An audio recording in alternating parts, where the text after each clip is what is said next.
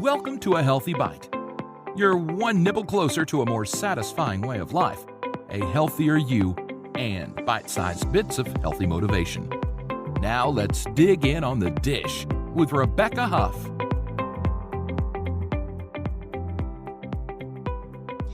Today, we're talking about a subject that I think a lot of people maybe will not connect with health, although I feel, and my guest today also feels strongly, that this is a topic that is very closely related to health.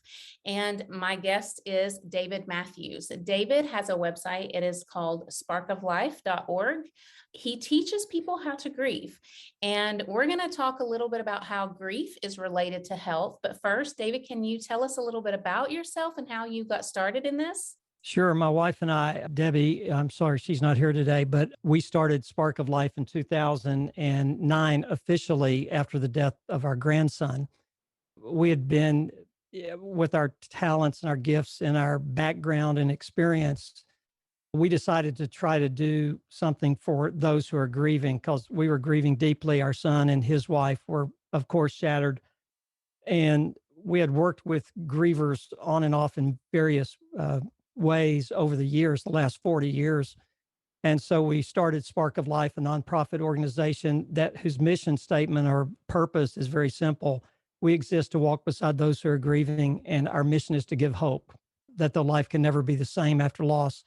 Life can still be good and can still be full of joy. And we can't get over the pain of losing the dearest on earth to us, for example, or any other kind of loss, but we can get through it with the pain and learn to live forward with joy again, and with the pain that we have experienced. The pain never totally goes away, but it doesn't have to be debilitating.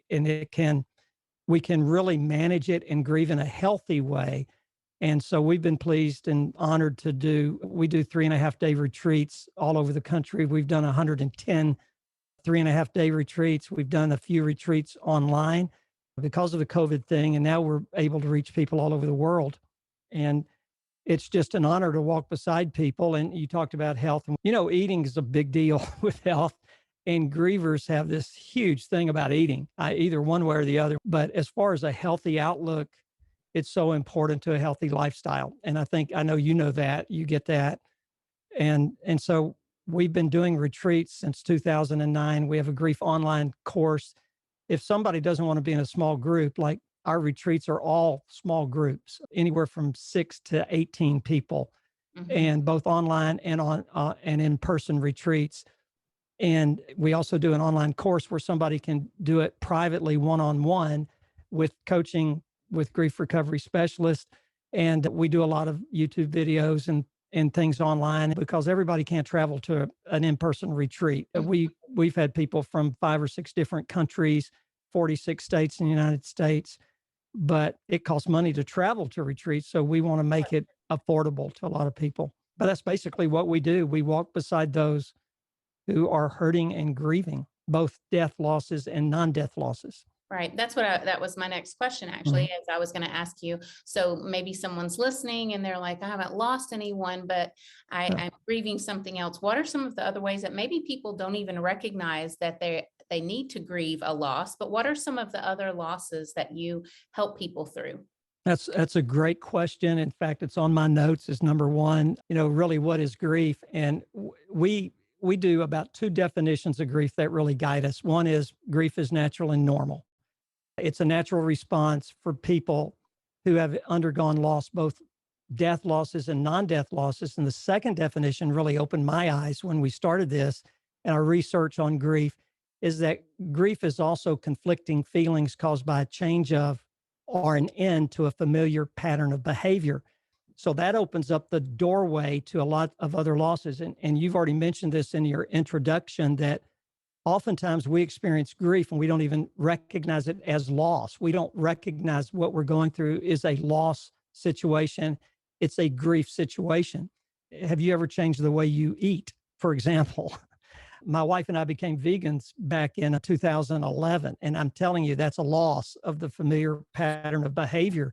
And one of the hardest things of getting through I went from 220 to 170, in a matter of about a year, and kept that weight off. And, but it's been the hardest journey because it's a change in a familiar way of behavior. Socially, it's difficult, right? Going out of town, going to restaurants with friends. And so we're pretty bad vegans at times.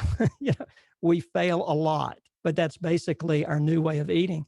That's a grief situation. I know that sounds kind of petty and compared to losing a child, a spouse, you know, but it is a loss of a familiar pattern of behavior.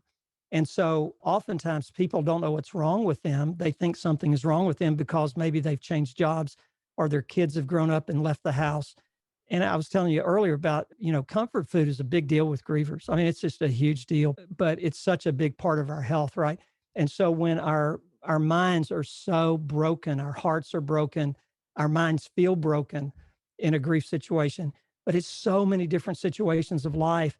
And we tend to go back to the familiar.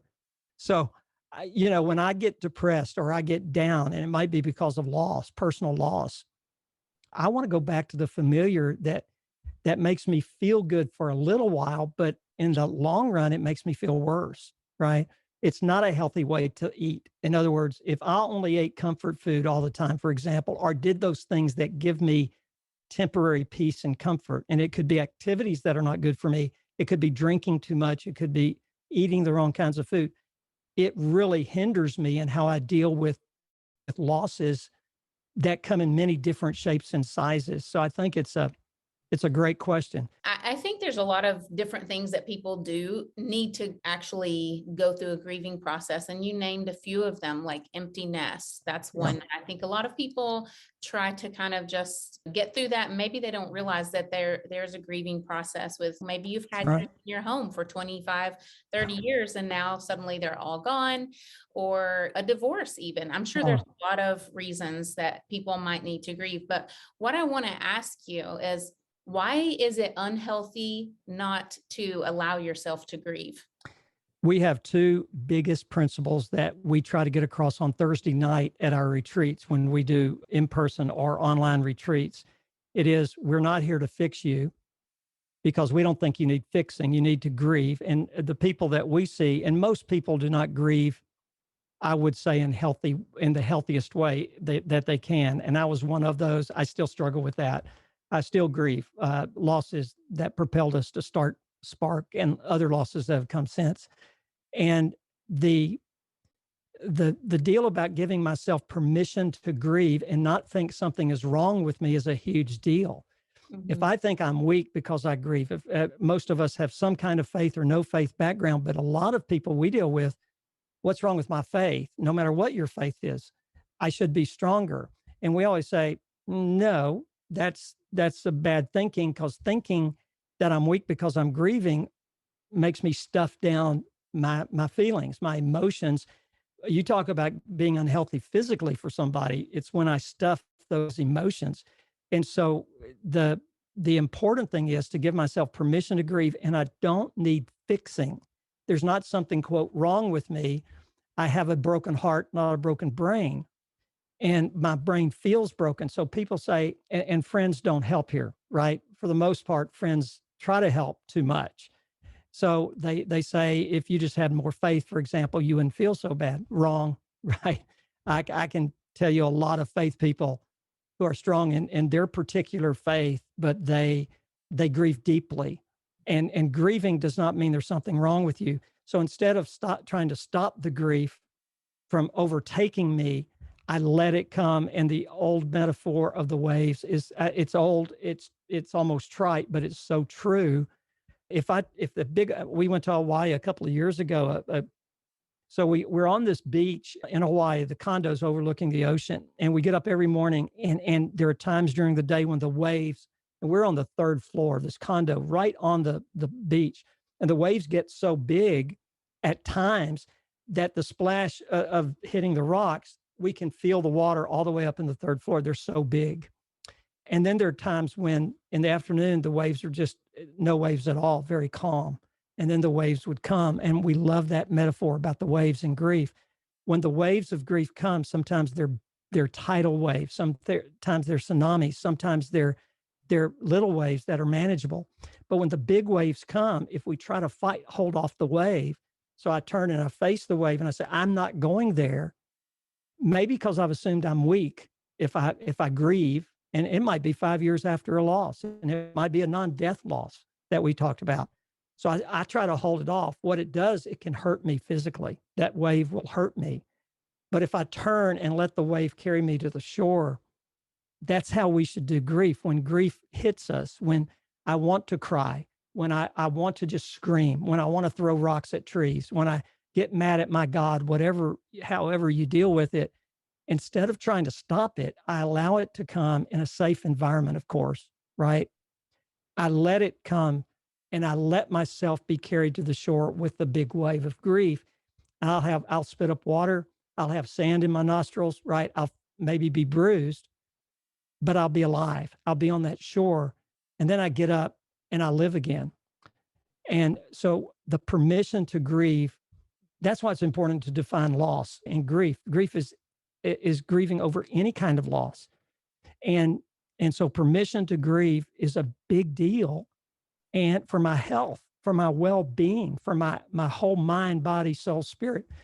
And permission to recover is the other thing. Permission, I know you deal with a healthier lifestyle, and I love your website, by the way. I just love it. And I love what you're doing. And it's to give myself permission to get up and recover in a healthy way does not mean I forget my loved one or I'm minimizing my loss.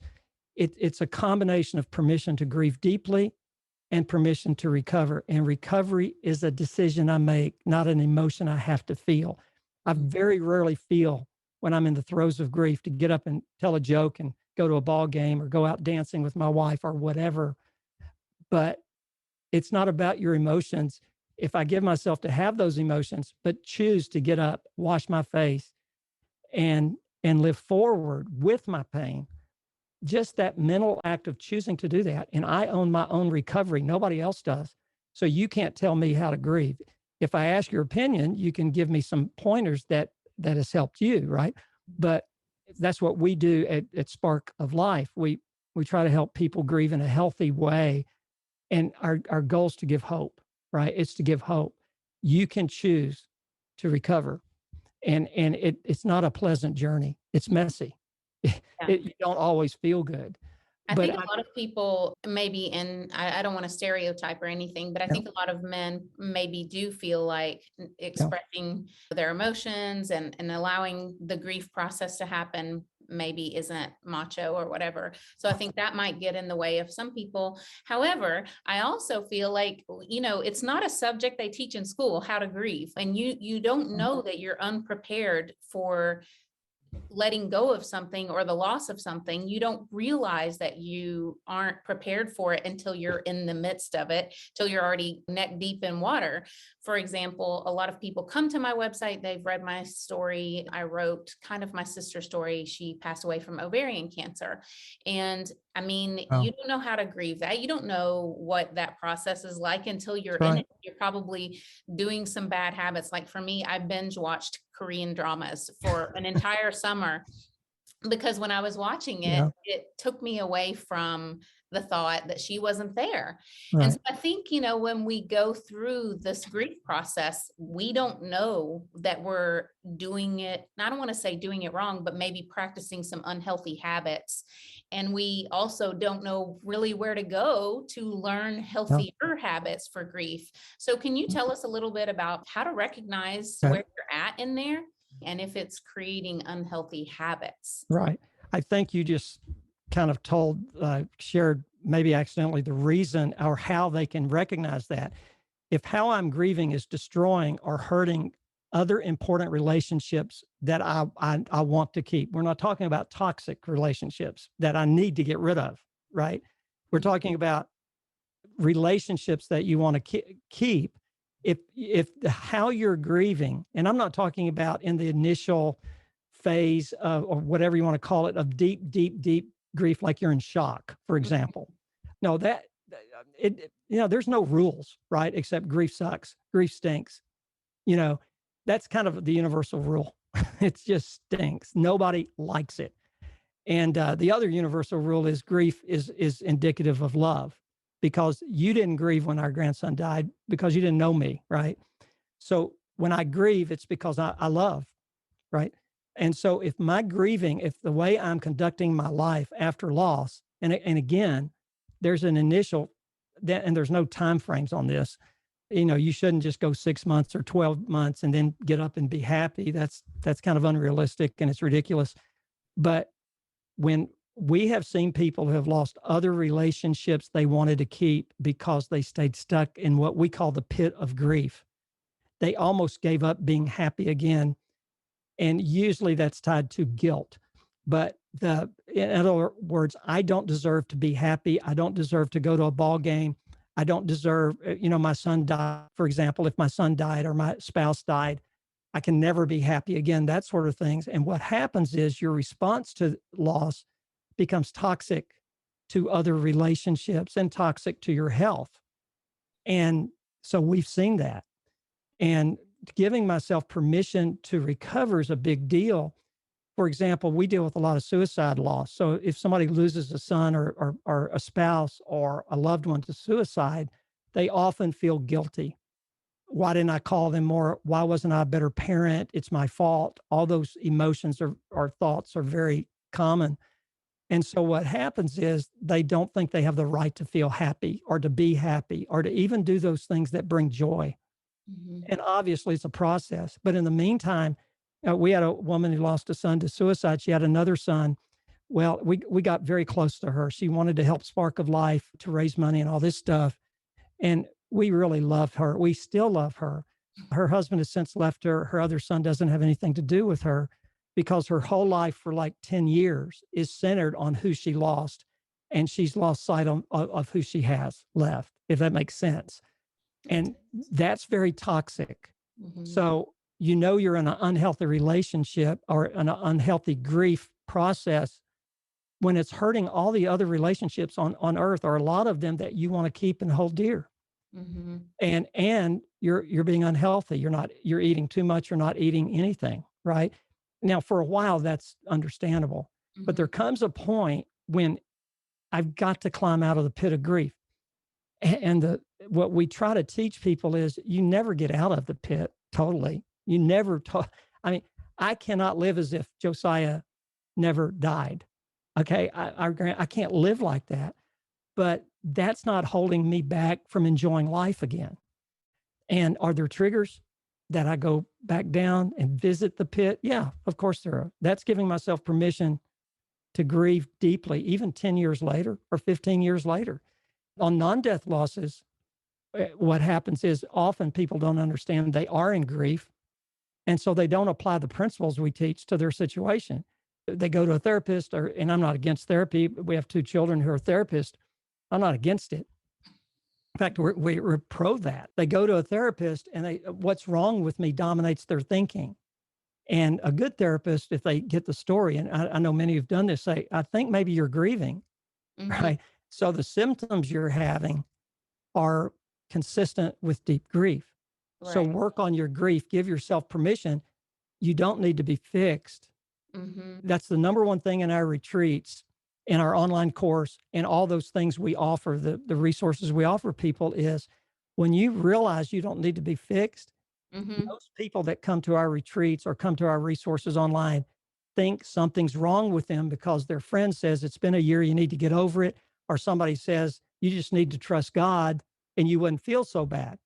Right. That message is so damaging to people, Mhm. no matter what your faith is, because that reinforces your own belief that there's something wrong with you. You feel so wrong. You think so, but if we can change our thinking and reframe grief to it stinks, it sucks, but it doesn't mean I need fixing. It means I need to grieve, and then I need to learn ways to get back into life. And our tagline is to live forward, not to exist forward. There's a big difference in those two.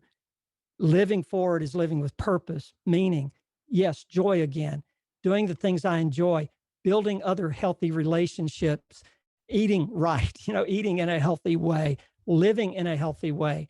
But existing for it is I just get up in the morning because I have to get up. I go to work because I have to go to work. And it starts to debilitate other relationships that are so vital, which reinforces my false belief that there's something wrong with me. See, everybody's abandoned me. Right. I Uh, appreciate that you pointed that out, that you're pro therapy. I also am very pro therapy. I think that that's one of the worst stigmas that yes. there is about seeking mental health Oh, yeah. help, Yeah. is that there's has to be something wrong with you. And even when I started therapy, I felt like there was something wrong with me. How do I fix it? And I've had some different experiences with therapists, and I've talked to a lot of people who have been in therapy. And I think one of the most freeing things that a therapist can ever tell you is there's nothing wrong with you. What you're going Absolutely. through is a normal process. Of Right. course you're grieving, of course you're feeling that way. When Yeah. a therapist validates your feelings, it just Yeah. like opens you up and makes you feel so much lighter. Oh, So no, I I really totally appreciate agree. that. Yeah. And, Yeah, you can fire your therapist. There are bad therapists. There's great therapists. There are bad grief people. There's good grief people. There's sure. bad Oh, I teachers. know. My husband and I have been to some bad marital counselors. Yeah. So I Yeah. know that they exist. If you don't find one that you jive with, you keep looking. You So keep looking. Yeah, yeah, because I'm pro therapy because of a lot of reasons. I have a counseling degree in substance abuse counseling, and how you look at yourself is vital, right? If I'm mhm, a flawed person, I will stay stuck forever, right. right? If that's what I think about myself. So we do a lot of work on the thinking. Uh, I have a broken heart, not a broken brain, but sometimes my brain feels broken. But if I assume, there's some books out there on grief that are terrible and some that are great, right? And it's just like anything else. But one of the worst I ever read, which probably is 90% good, this book, but they said it takes you a year to get over the loss of a parent, 2 years to get over the loss of a spouse, and you never get over the loss of a child. That is such harmful teaching because it puts people in somebody else's time frame. Who says it takes an X amount of time? Mhm. All losses in context of other losses. That's one of another component, that a principle that we teach that we think is important. And your loss is your loss. It's nobody else's. And your recovery is your recovery. It's nobody else's. I can get help from others. We exist as an organization to give help to other people, as you do. You want to give good, sound help to others to help them live a more whole, healthy life, full of joy, purpose, and meaning, right? And that's what we try to do. But your recovery is your recovery. We put people through exercises in our retreats that are just powerful. Occasionally, somebody say, "I don't want to do this. Do I have to do it?" And I say, "Well, no, you don't have to do it. This is your recovery. We know from experience this will help you. We ask you to trust us and do it. But if you don't want to do it, that's up to you. We will respect you no matter what. And we won't put time frames on you. This is your recovery. It's your loss. And nobody has the right to tell me I don't have a major loss. That, a major loss is defined by me and me alone. Right? I think it's really important that you pointed that out, that different people can grieve in different ways and for different Absolutely. periods of time. And the process looks different for every single person. Right. But I also appreciate and think that it's important. And you also pointed this out, that you give people the tools and then you don't Right. force them to do it. You just tell them it would be good for them. So can you just tell us briefly what kind of tools you use? What is your recovery course like? I mean, are Yeah. people going to like have to talk about their feelings a lot? A lot of people don't like that and they're It's afraid up of to it. them. It's up to them. It's up Uh, to them. So if they tell us a don't, little bit about what it's yeah. like. Well, I've told you a little bit about our introduction of normalizing grief. A lot of the grief experts, and by the way, we don't think we know everything about grief and recovery from loss. We know a lot more than we used to know, right? Because of working with about 10,000 people since 2009 in various venues. 1,500 people have come to our retreats that we spend 3.5 days with. You get to know somebody there, but permission to grieve, permission to recover. And then what we give people practical tools to examine their grief in the context of their entire life. So somebody loses a child, let's say a mother and dad lose a son to substance abuse, to drug abuse. Okay, the mom and dad are going to grieve differently, right? Their grief, the way they handle that is in context of their entire life. And the context of their backstory, if you want to call it, is different.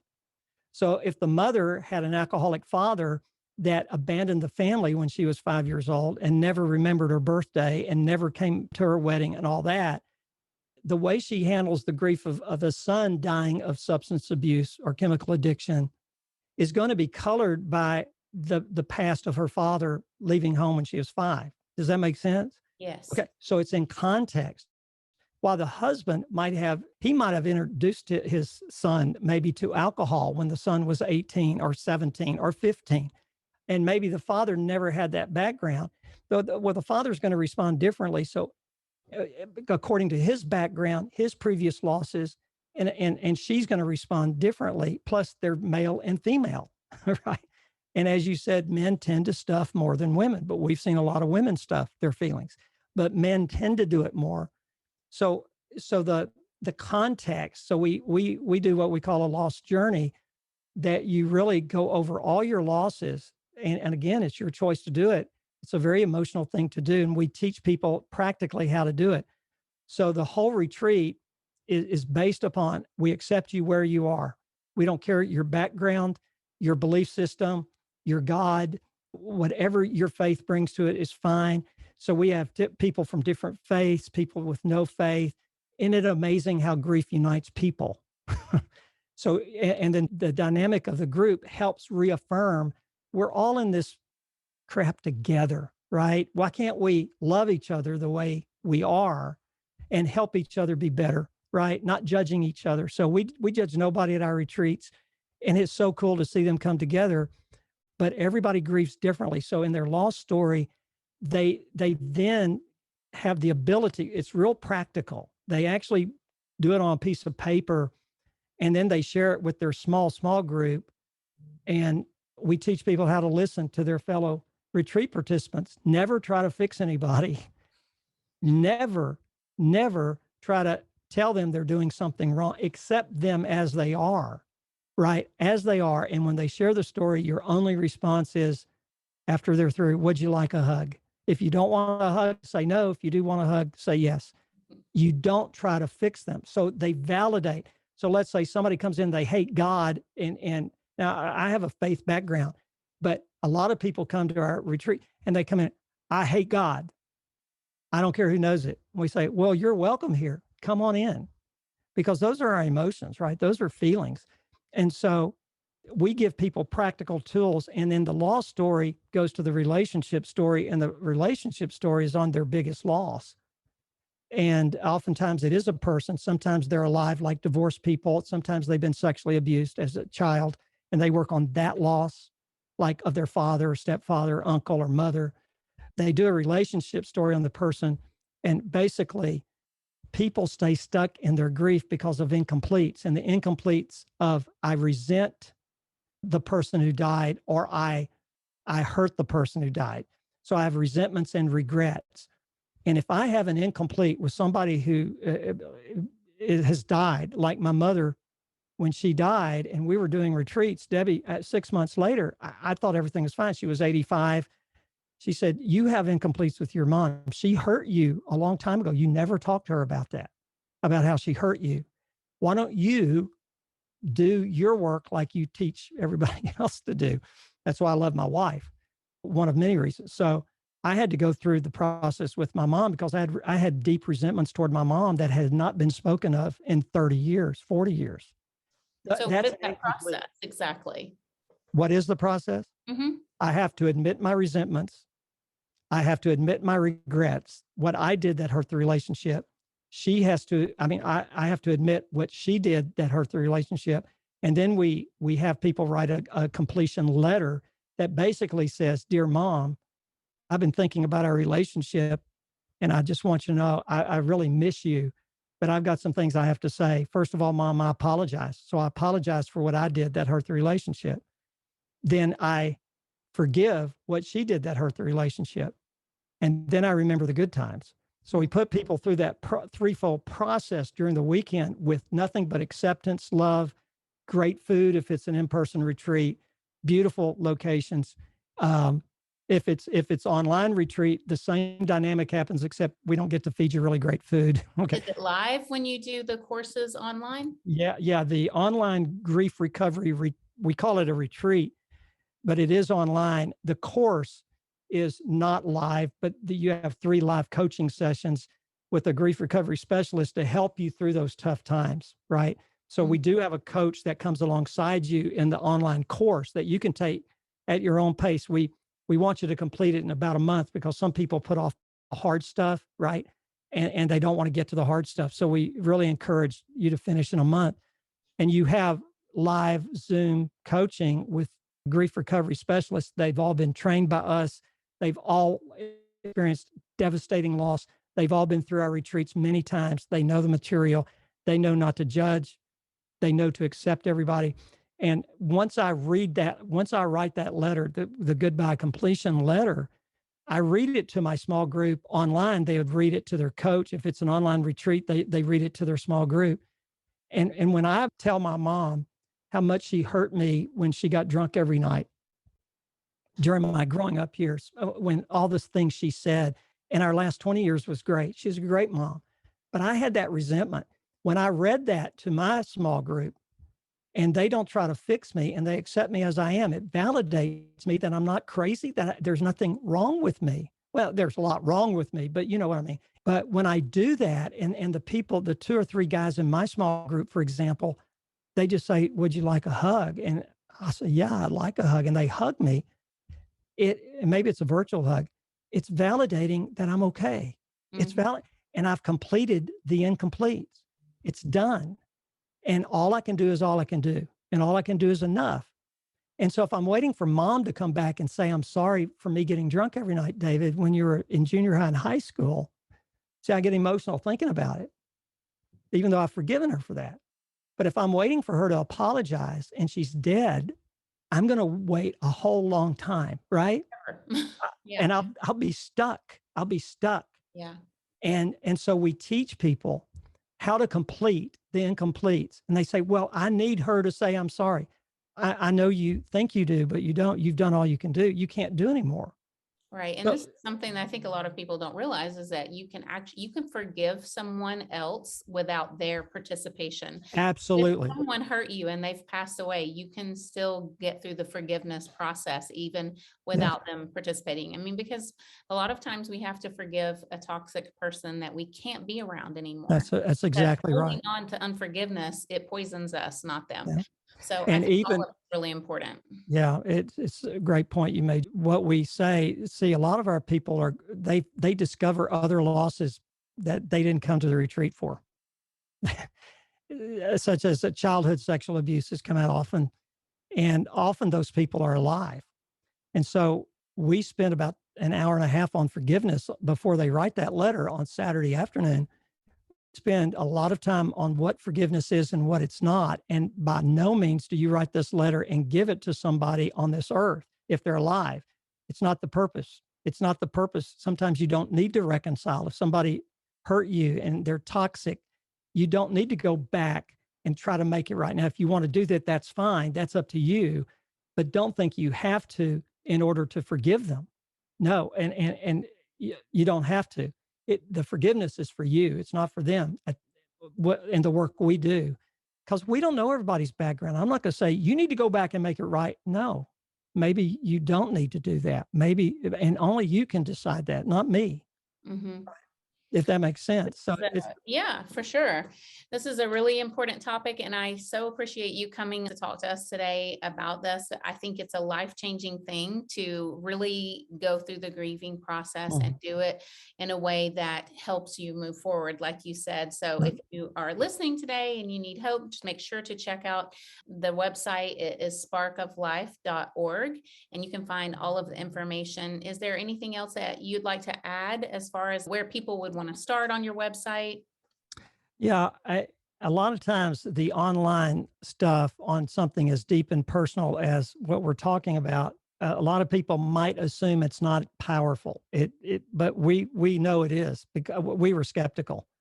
Mm-hmm. The Zoom online grief recovery retreats that we do, the people that have been there, we've even got testimonials of them. They saying, I can't believe how powerful this was. We had 2 people who came to an in-person, and later because they had other losses, they came to our online. they all said it was just as powerful as the in-person. And we were shocked. We were surprised. It works. It works online. Don't be afraid to try an online thing. The in-person's neat too. We've had to cancel probably 15 in-person retreats since last year. And we're really down on in-person this year because of COVID, even though now we can meet, but you have to plan these things months in advance, right? And we couldn't plan them in January, February of this year, right? So we're going to kick that back up. And we have one in September in Colorado, an in-person retreat, but we've got 3 online retreats scheduled between now and the end of the year. So just don't be afraid to reach out for help. And if you're one of those that wants privacy, you can do the online course, just you, Right. of course. So, And you can actually find all of the information with the schedule and everything right on sparkoflife.org, right? Exactly. Right on the page. That's right. Awesome. Thank you so much for joining us today. Well, thank you. I appreciate the time and I appreciate the work you do. Thank you very much. Thanks for listening. Please rate and review so other people can learn about this podcast.